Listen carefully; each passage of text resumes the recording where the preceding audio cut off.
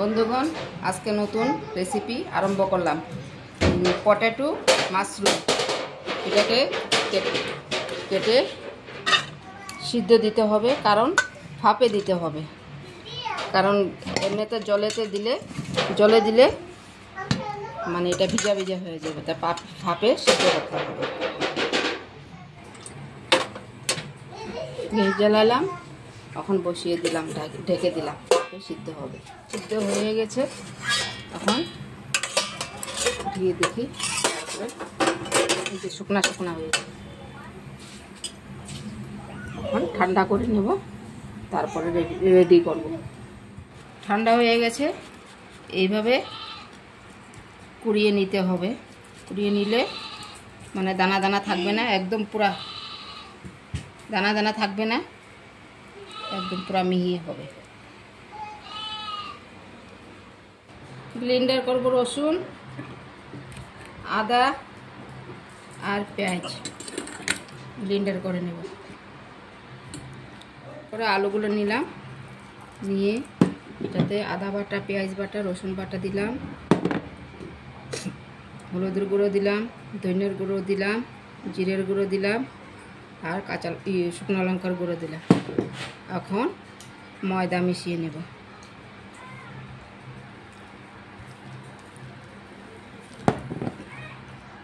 পরিমাণ মতন নুন দিতে হবে।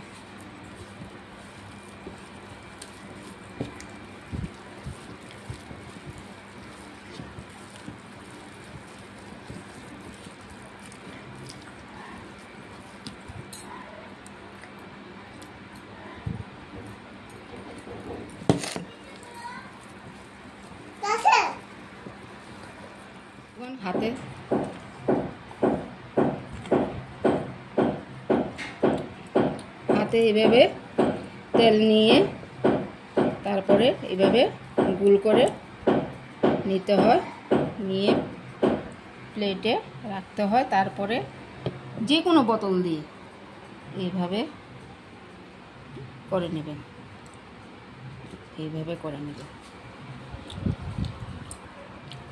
বন্ধুরা, পটেটো মাশরুম রেডি হয়ে গেছে আমার, এখন ভেজে নেব কড়াইতে।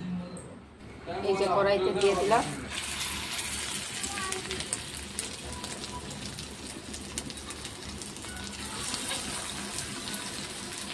ভাজা হয়ে গেছে, উঠিয়ে নিচ্ছি।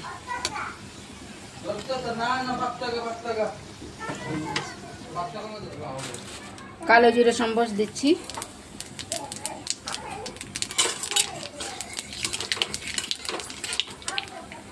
তারপরে পেঁয়াজ কুচি দিচ্ছি,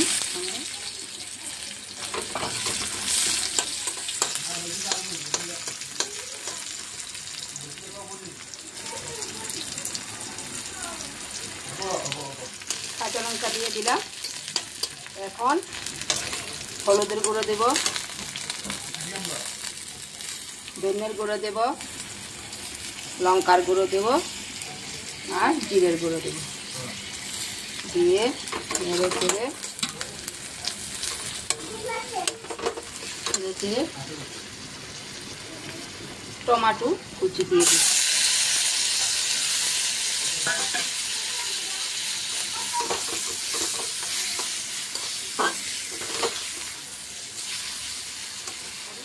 আদা, রসুন, পেঁয়াজ বাটা দিয়ে কষিয়ে নেব। মশলা কষানো হয়ে গেছে, এখন জল ঢেলে দেব।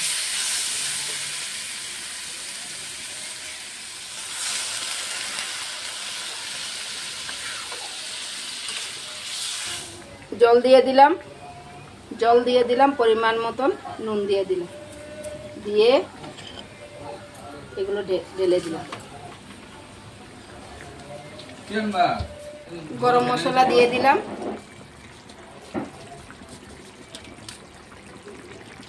আমাদের রেসিপি হয়ে গেছে পটেটো মাশরুম। একটু নামাবার আগে একটু ঘি দিয়ে নামিয়ে নিতে হবে।